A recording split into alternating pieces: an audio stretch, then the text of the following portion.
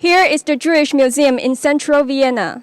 The current exhibition, Little Vienna in Shanghai, brings back to life an almost forgotten aspect of Austrian Jewish history.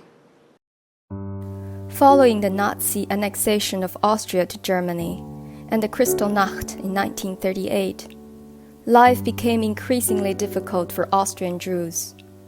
And the only way for them to escape the concentration camps was to flee Europe. As many countries decided to close their borders to Jewish refugees, the Chinese Consul General in Vienna, Dr. He Fengshan, defying the instructions of his superior, issued thousands of life-saving visas to Shanghai to all requesting Jews. He is hailed as the Chinese Schindler, but only after his death in 1997. For the majority of his life, his good deeds remained largely unknown. I thought it only natural to feel compassion and to want to help. From the standpoint of humanity, that is the way it should be, he said. Actually, when the Nazis conquered Austria, it was the fact that lots of other countries and nations closed their borders, but Shanghai was a city that opened the borders for refugees. And this is how a lot of Austrian Jews could flee to Shanghai.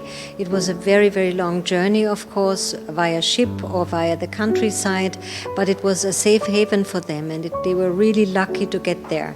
So it was wonderful that the Chinese people in Shanghai opened up the borders and welcomed the refugees. 22 families, hundreds of objects. The exhibition tells the story of what it means to be uprooted from home, find new home in a strange land, and return to the old home at last. Surviving a week-long sea crossing or an exhausting land journey through Siberia, the refugees finally arrived in Shanghai. In spite of the daunting challenges, they quickly managed to organize a Little Vienna in China. There were schools, coffee houses, sausage stands, wine taverns, sports clubs, newspapers, arts, and music. After the victory of the Allies in 1945, some came back to their hometown of Vienna, facing a completely new beginning in a changed world. The special perspective was to show how welcome the people were in Shanghai. It was a completely different culture for the refugees who came from Vienna. It was a big challenge for the people.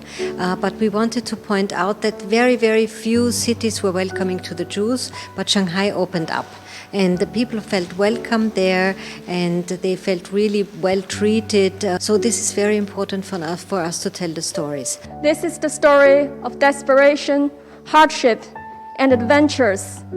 It is also a story of hope, compassion, and the perseverance of human spirit.